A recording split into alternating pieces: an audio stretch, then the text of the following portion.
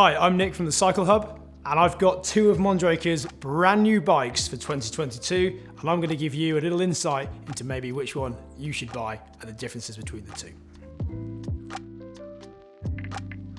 I was lucky enough over the last weekend to ride both of these bikes back to back and really feel how they work on the trail and what each bike is better at and which sort of bike is more suited towards what sort of rider. So I'm going to run through a few things that I found, and maybe you may be thinking, that sounds like the bike for me.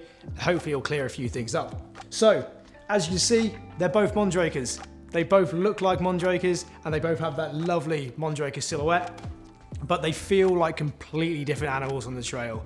You've got the Foxy RR here on my left. This bike, it will absolutely cruise through everything.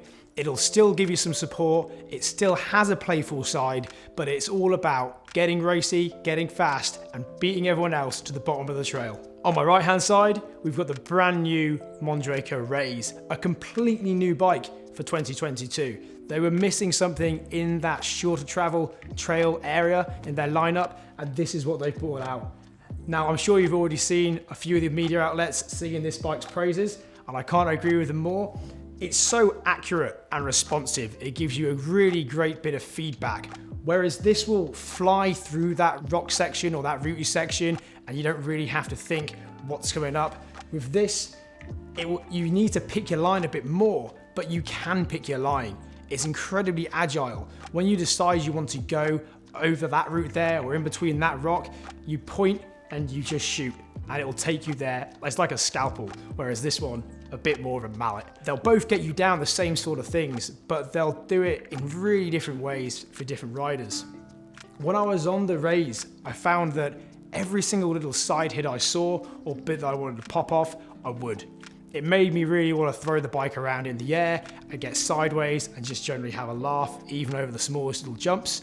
Whereas on the Foxy, when I come up to jumps or I come up to big gaps and things like that, I knew that I didn't have to think twice about going off the end of it. I knew that the bike was capable enough that even if I got a bit squirrely out of something, it would keep me back under control and get me going down the trail. So the spec on these bikes, as you see, it's a bit different. You're rocking 160 mil of travel on the front of the Foxy. You've got 150 mil of travel on the front of the Raze with 150 and 130 respectively.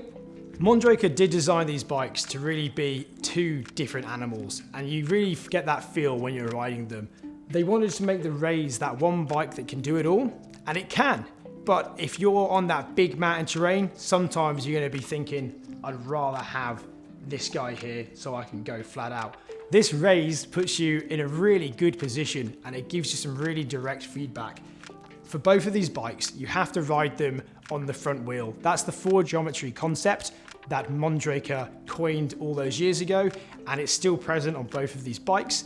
And the nice thing is, I could jump from one onto the other, and there wasn't a big learning curve between the two. What I did notice on the Raze is that you can really be forceful in the corners. You can pick a really tight line and push through the front wheel and really find that grip, and it feels taut, almost like a sports car, whereas this is more like a big Super Cup Dakar rally machine that'll go through everything with a big smile on your face. But if you're doing little laps at your local or you're riding a lot more jumps, this feels amazing. I couldn't believe how great it felt on the jumps, almost like a big jump bike in its own sense. One big difference as well is the way these bikes climb. By no means is the Foxy a slow, slack climber, but this thing is like a rocket ship up there. It almost felt like I was on an e-bike sometimes. The way the power and transfer to the rear, the way that the rear suspension got rid of all that pedal bob and held you in a really nice position, you could just keep pedaling and pedaling, and it just gave you so much. It would turn those technical little climbs as well into a lot of fun. Whereas on the Foxy, you get to the top, but you are just thinking about going back down again. If it was me and I had to pick between two of these bikes, I don't know if I could, but at a push, for every day I'd have to err towards the Raze. But when I'm riding bike parks, when I'm riding those big descents, those steep descents, I will be kicking myself for not having pick the Foxy, and I know I will. But they're both great bikes in their own right. They both ride really well. They will both be able to tackle the same sorts of things, but you're gonna have to do it in a very different way.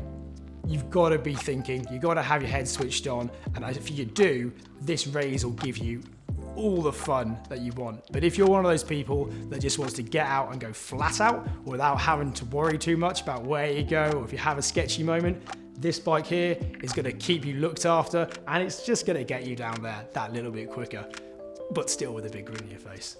So that's how these two stack up against each other. That's how I found it anyway.